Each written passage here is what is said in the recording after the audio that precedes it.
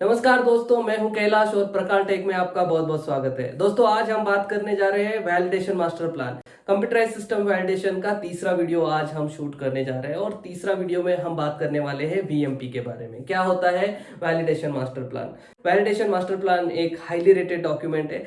बताने से पहले रिक्वेस्ट है आपको, अगर आप सीएसवी सीख रहे हैं या फिर आप ऐसे किसी कोर्स की खोज में है जो आपको सीएसवी सिखा दे, तो guys this channel is for you. आप इस चैनल को सब्सक्राइब कर लीजिए और आपको इसमें ढेर सारी इंफॉर्मेशन मिल जाएगी कंप्यूटराइज सिस्टम वैलिडेशन के बारे में।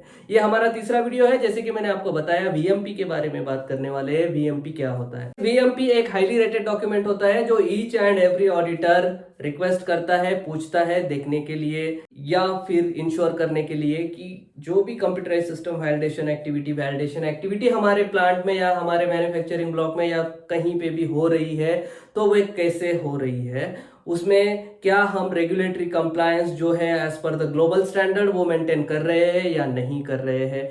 क्या हमारे पास एक स्ट्रक्चर रोड मैप बनाया हुआ है कि हम एक्टिविटी कैसे करने वाले हैं, कौन रिस्पॉन्सिबल है, कौन अकाउंटेबल है, कौन एक्टिविटी करेगा, कौन टेस्ट परफॉर्म करेगा, क्या उन लोगों को ट्रेनिंग है, क्या इसके लिए एक डेडलाइन डिफाइन किया गया है। ये सारी चीजें कंप्यूटराइज सिस्टम वैलिडेशन के वैलिडेशन मास्टर प्लान में मिल जाती है। तो चलिए, इसमें जो सारी चीजें लिखी जाती है, डिफाइन की जाती है वैलिडेशन मास्टर प्लान में, एक एक देख लेते हैं। दोस्तों, सबसे पहले आता है introduction and the policy. Introduction and policy. तो गाइस, इंट्रोडक्शन में जैसे मैंने आपको बताया वही चीजें रहती है। इंट्रोडक्शन में रहता है कि हम ये प्लान क्यों बना रहे हैं, हमारा इसके पीछे का पर्पस क्या है। तो हम जो पर्पस हमारा रहता है, जैसे कि पर्पस हो सकता है कि हमें हमारे मैन्युफैक्चरिंग ब्लॉक के जो है इक्विपमेंट्स जो है वैलिडेशन करने हैं, डेटा की इंटीग्रिटी मेंटेन करना है, प्रोडक्ट क्वालिटी जो है वो इम्प्रूव करना है, या पेशेंट सेफ्टी के बारे में जो है रिस्क वो हमें कम करनी है, या फिर हम ये बता सकते हैं कि हमें इक्विपमेंट का एफिशिएंसी है वो बढ़ाना है, हमें डेटा इंटीग्रिटी मेंटेन करना है, हमें कंप्लायंस मेंटेन करना है, और ये सारी चीजें हमें मेंटेन करने के लिए कंप्यूटराइज सिस्टम वैलिडेशन करना है। ये ऐसे लिख सकते हैं, ठीक है। तो पॉलिसी में हमारा गोल रहना चाहिए data integrity should be in place, compliance should be in the place, और जो भी रिस्क आइडेंटिफाई होता है during validation, computerise system validation, वो रिस्क मिटिगेट करना। So ensure compliance, maintain data integrity and mitigate the risk. Then हमें इसमें reference के लिए जो भी गाइडलाइंस हम यूज कर रहे हैं, जो भी हम स्टैंडर्ड्स फॉलो कर रहे हैं, उनका रेफरेंस देना बहुत जरूरी होता है। चलिए, नेक्स्ट हम इसमें क्या लिख सकते हैं वो मैं आपको बताऊंगा। तो दोस्तों, नेक्स्ट आ रहा है scope of validation. Scope of validation. तो क्या होता है scope of validation? Scope of validation मतलब क्या? बहुत बड़ी चीज नहीं है scope of validation. Scope of validation means इसमें आप कौन सी सिस्टम वैलिडेट करने जा रहे हैं, कौन सा इक्विपमेंट आप वैलिडेट करने जा रहे हैं, कौन से डिपार्टमेंट का करने जा रहे हैं, कौन से ब्लॉक का करने जा रहे हैं, वही आपको लिखना है। यानी कि सिस्टम, इक्विपमेंट एंड प्रोसेस जो भी वैलिडेशन एक्टिविटी में इंक्लूडेड है वही आपको स्कोप में लिखना है। फॉर एग्जाम्पल के लिए ले लेते हैं scope of validation, IT infrastructure, manufacturing systems and ERP SAP modules. यहाँ पे जो डिफाइन किया जाता है, इसके बाद में जो डिफाइन किया जाता है वैलिडेशन मास्टर प्लान में, उसे कहते हैं, या वो चीज है रोल्स एंड रिस्पॉन्सिबिलिटी। सबसे important, roles and responsibility. Roles and responsibility, responsibility. Okay, तो रोल्स एंड रिस्पॉन्सिबिलिटी में कौन कौन आ जाता है? जैसे कि वैलिडेशन मैनेजर आ जाएगा, क्यूए का रिव्यूअर अप्रूवर टीम आ जाएगा, क्यूए का टीम आ जाएगा, सिस्टम ओनर आ जाएगा, सिस्टम ओनर के बाद में आईटी पर्सनल आ जाएगा, ठीक है, जो भी आईटी पर्सनल इन्वॉल्व है वो आ जाएगा, और जो भी एज एंड व्हेन रिक्वायर्ड जो यूजर्स है, जो ऑर्गोनोग्राम रहता है उस ब्लॉक का या फिर उस मैन्युफैक्चरिंग फैसिलिटी का, या फिर जो भी लैबोरेटरी इन्वॉल्व है उसमें, तो वो जो भी लोग वहाँ पे जरूरी होते हैं, एक्सपर्ट्स होते हैं, एसएमई होते हैं, उनका भी वहाँ पे रिस्पॉन्सिबिलिटीज रहता है। तो ये सारी चीजें इस सेक्शन में रोल्स एंड रिस्पॉन्सिबिलिटी में डिफाइन की जाती है। इसके बाद में जो आता है वो होता है वैलिडेशन डिलीवरेबल्स। तो ये वैलिडेशन करने के लिए या फिर कौन कौन से वैलिडेशन डिलीवरेबल्स एप्लीकेबल है कौन कौन से सिस्टम के लिए।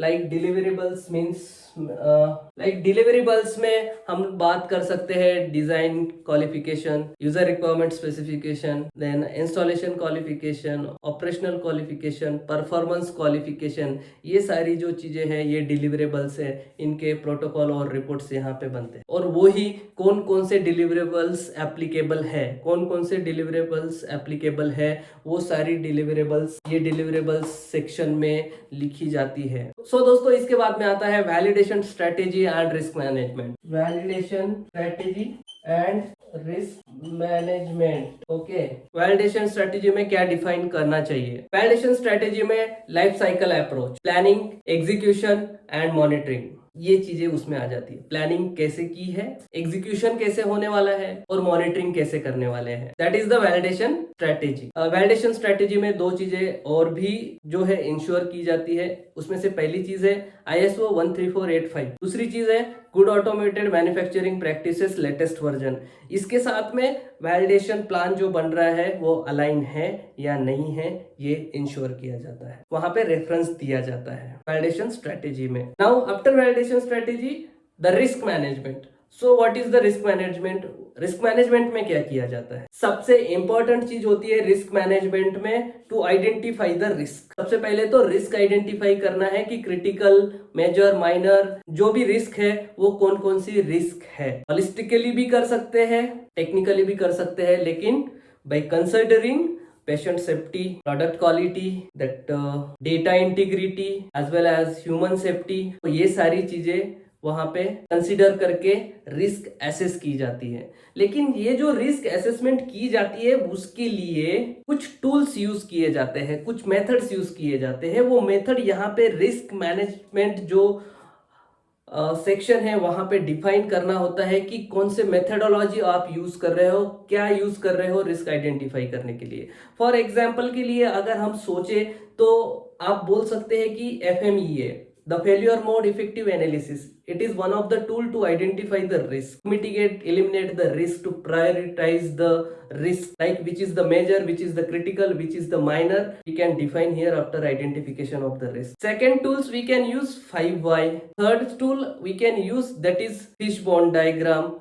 Lot of tools is available, we can use that type of tools. So we have to define here which tools we are going to use. हमने रिस्क आइडेंटिफाई कर लिया है। अभी रिस्क आइडेंटिफाई करने के बाद में हमें फोकस कहां पे करना है?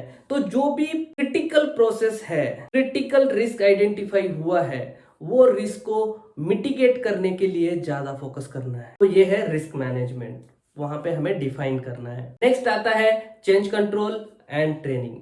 तो गाइस चेंज कंट्रोल क्या होता है? Simple change control and training. तो चेंज कंट्रोल, इसके साथ में आप डेविएशन भी ये कर सकते हैं, कंसिडर कर सकते हैं। This is only I written here change control, but change control, deviation और we can say quality management system. जो भी आपकी प्रोसीजर्स है, जो भी प्रोसीजरल चेंजेस हम कर रहे हैं, अगर आपके ऑलरेडी अप्रूव्ड सिस्टम में कुछ चेंजेस आते हैं या फिर ड्यूरिंग वैलिडेशन जो हमने प्री डिफाइंड स्पेसिफिकेशन किए हैं उसके हिसाब से हमें रिजल्ट नहीं मिलते हैं, तो आपको चेंज कंट्रोल रेज करना पड़ेगा। ये ऐसा क्यों हुआ, क्या होना चाहिए था, उसका सिस्टम पे या फिर प्रोडक्ट क्वालिटी पे या पेशेंट पे क्या इम्पैक्ट हो सकता था, वो कैसे मिटिगेट किया गया। मतलब सारी impact assessment, risk assessment, whatever it may be. अगर आपके प्रोसीजर डेविएट हो रही है, अगर आपका कुछ मॉडिफिकेशन हो रहा है या फिर आप कुछ भी जो अप्रूव्ड प्रोसीजर है उसमें चेंज करना चाहते हैं,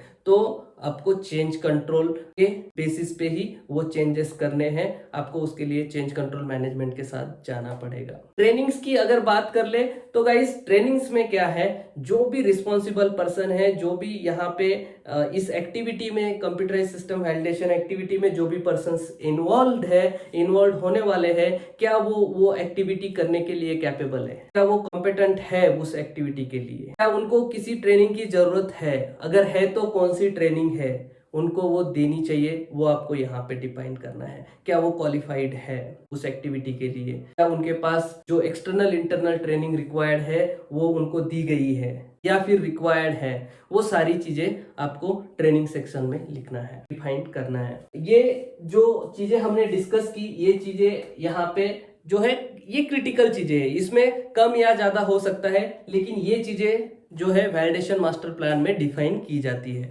अभी की अपडेट्स की हम बात कर लेते हैं कि की अपडेट्स क्या होनी चाहिए पीएमपी के लिए। तो सबसे पहले रिस्क बेस्ड वैलिडेशन होना चाहिए, जिसमें focus on critical system first, then second data integrity. Data integrity maintain करने के लिए अल्कोआ प्लस प्रिंसिपल को स्ट्रिक्टली फॉलो करना है। And next cloud system, vendor qualification हो जाना चाहिए प्रॉपरली एज प्रोसीजर के हिसाब से, और वेंडर का ऑडिट भी हो जाना चाहिए या ऑडिट भी कर लेना चाहिए, या फिर ऑडिट करना मैंडेटरी है। इसमें आप और एक चीजें यहाँ पे ऐड कर सकते हैं, रेफरेंस डॉक्यूमेंट और you can say the standards, okay, you can say as the standards. तो रेफरेंस डॉक्यूमेंट और स्टैंडर्ड्स जो होती है ये भी आपको यहाँ पे लिखना है, जो गाइडलाइंस हम फॉलो कर रहे हैं। जैसे मैंने बताया ISO 13485 हो गया, गैम्प हो गया, गुड ऑटोमेटेड मैन्युफैक्चरिंग प्रैक्टिसेस में आता है, जो उसका जो भी लेटेस्ट वर्जन होगा वो आप यहाँ पे लिख सकते हैं। आप 21 CFR पार्ट 11 का रेफरेंस दे सकते हैं, आप EU एनेक्सर 11 का रेफरेंस यहाँ पे दे सकते हैं। आप जो भी स्टैंडर्ड का मेंशन यहाँ पे कर रहे हो, जो भी यूज कर रहे हो, उसका रेफरेंस आप रेफरेंस डॉक्यूमेंट में दे सकते हैं। फाइनली हमने आज जो है वैलिडेशन मास्टर प्लान के बारे में बात की है। आने वाले वीडियो में हम URS के बारे में जानने वाले हैं। तो इस फाइनली वैलिडेशन मास्टर प्लान का डिस्कशन हमने किया है यहाँ पे, और वैलिडेशन मास्टर प्लान का अगर रिकैप की हम बात करें तो रिकैप में मैं आपको बताना चाहूंगा कि वैलिडेशन मास्टर प्लान जो है वो एक स्ट्रक्चर रोड मैप जो है आपको प्रोवाइड करवाता है सक्सेसफुली आपकी एक्टिविटी कंप्लीट करने के लिए। इंश्योर करता है compliance, efficiency of equipment and as well the system data integrity, system integrity, ये सारी चीजें इंश्योर करता है validation master plan. Recommendation for you, अगर आप ये चीजों को ध्यान में रखते हुए एक टेम्पलेट बनाते हो, उसमें ये सारी चीजें लिखते हो, एक सिस्टम को याद कीजिए, ध्यान कीजिए या उसको देखिए, और उसको ध्यान में रखते हुए ये चीजों को एक टेम्पलेट में लिखिए, और वहां पे कोशिश कीजिए कि आप एक वैलिडेशन मास्टर प्लान बना रहे हो, एक टेम्पलेट बनाइए।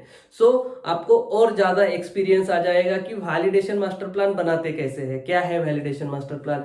वन मोर थिंग गाइज, जब भी कंप्यूटराइज्ड सिस्टम वैलिडेशन होता है तो वो एक अकेले आदमी का काम नहीं होता है, उसमें बहुत सारी टीम होती है। कोलैबोरेटिव मैनर में जो है कंप्यूटराइज्ड सिस्टम वैलिडेशन किया जाता है। इसमें इंजीनियरिंग, IT, इसमें users, CSV team, sometime third party vendors, सारी टीम कोलैबोरेटिव मैनर में वर्क करती है। तो एक पर्सन का काम नहीं होता है कंप्यूटराइज्ड सिस्टम वैलिडेशन करना, इसमें अलग अलग जो है स्टेप होते हैं और अलग अलग लोग अलग अलग काम करते हैं। जैसे कि क्वालिटी एश्योरेंस टीम जो होती है वो रिव्यू एंड अप्रूवल के लिए होती है, इंजीनियरिंग सपोर्ट चाहिए उसके लिए होती है, IT टीम जो होती है वो software application and hardware related जो भी कनेक्शंस, लैन कनेक्शंस जो भी चाहिए उसके लिए, बैकअप पॉलिसी, ये सारी जो चीजें होती है इसके लिए IT टीम वहां पे रहती है। Computerised system validation CSV team और एग्जीक्यूशन टीम जो होती है, जो थर्ड पार्टी होती है,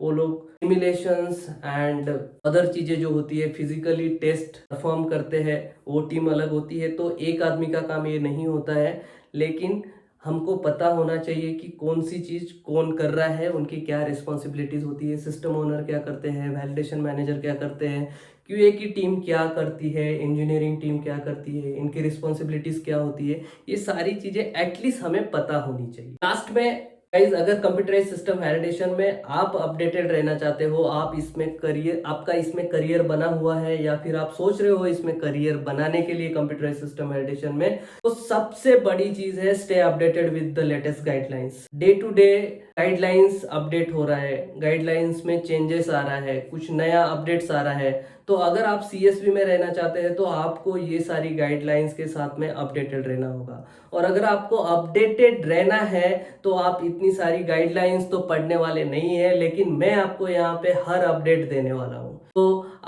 मैं रिक्वेस्ट करता हूँ, अभी तक अगर आपने चैनल सब्सक्राइब नहीं किया है तो चैनल सब्सक्राइब कर लीजिए, और अगर वीडियो आपको सच में हेल्पफुल लगा है तो वीडियो लाइक कर दीजिएगा।